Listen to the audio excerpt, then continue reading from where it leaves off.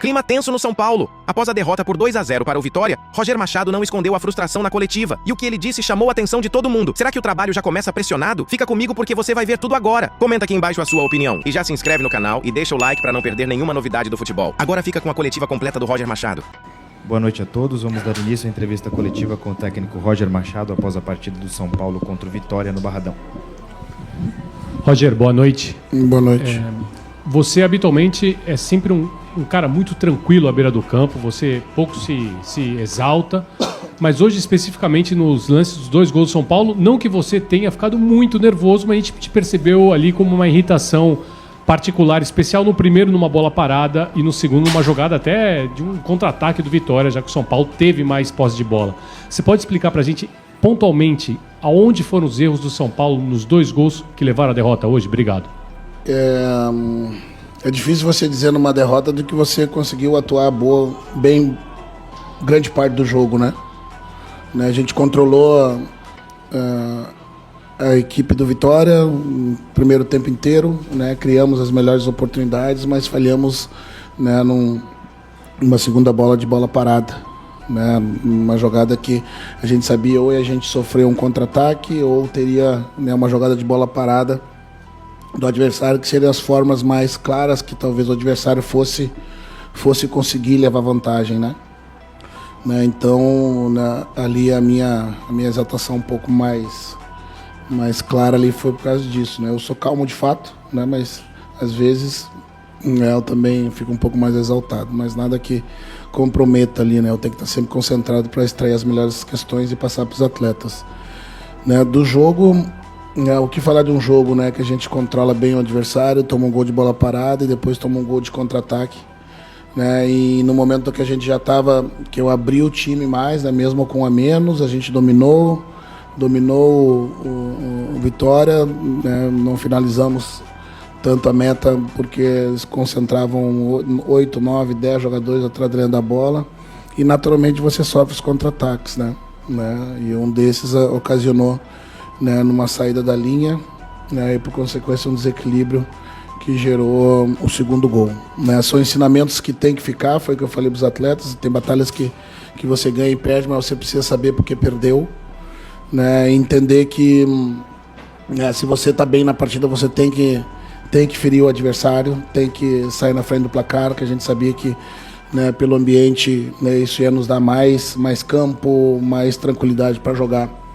Agora é consertar o que a gente precisa, né, sobretudo nesses 2 aspectos, né, do contra-ataque nessa disputa de bola aérea em fase defensiva, né, e para o próximo confronto.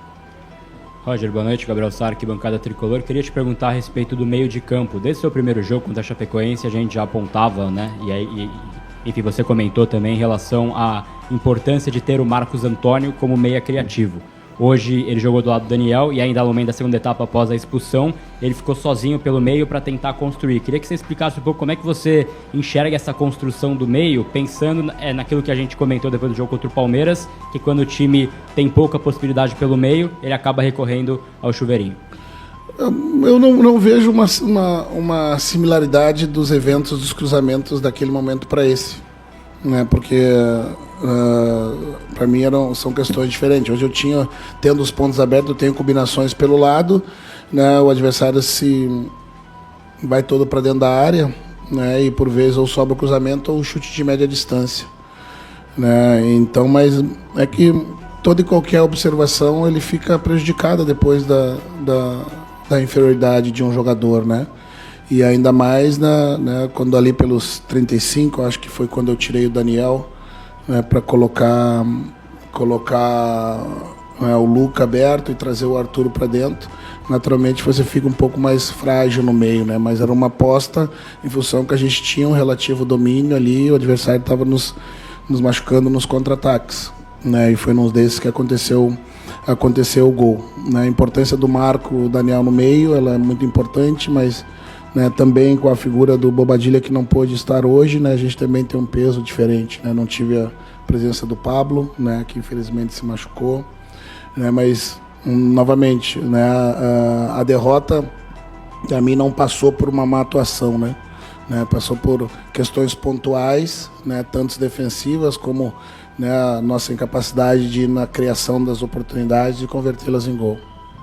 Rogério, aproveitando, hoje você tinha problemas no setor ofensivo também, não podia contar com o Caleri, não podia contar com o Luciano, e você optou por começar jogando com o André, né, com o André Silva.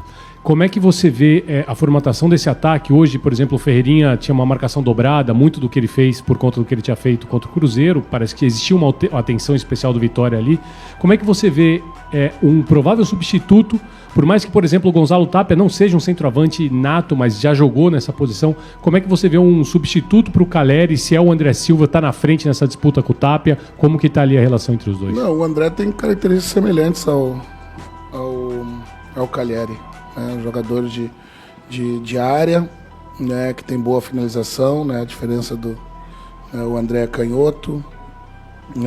Estamos fazendo pequenos ajustes no seu posicionamento, jogador que está se adaptando também a essa função, né. O Tapia é um segundo atacante que pode fazer ali a função de 9 também, né. Usei no último jogo pelo lado como ali um falso ponta, um segundo atacante, quando a gente chegava à linha de fundo com o lateral.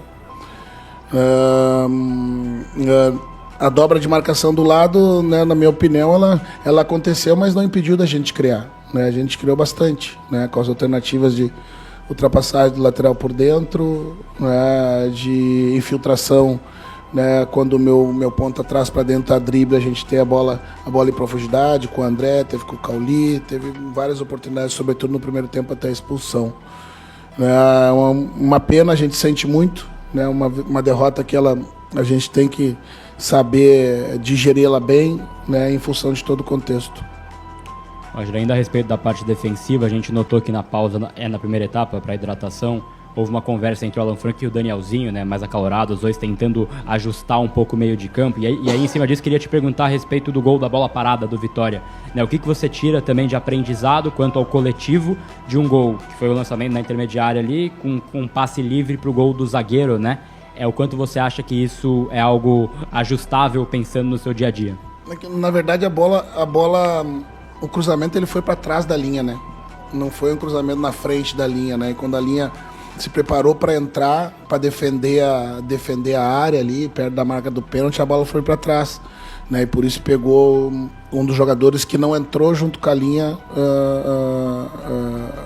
sozinho ali na entrada da área, né? E foi um cabeceio que ele foi um desvio, né? Nem pegou nem cheio, acho que pegou no ombro, né? E sobrou num jogador dentro da área ali pro remate, né? É uma falha que não costuma acontecer, né? Porque em função do contexto, né? Mas ajustes a fazer, claro, né? Aquela entrada da área tem que estar protegida, né? Pelos jogadores do rebote, para que essa bola, quando ela tem um erro, né, de trajetória, alguém possa consertar. Encerramos a entrevista coletiva. Muito Boa obrigado noite. a todos. Até a próxima.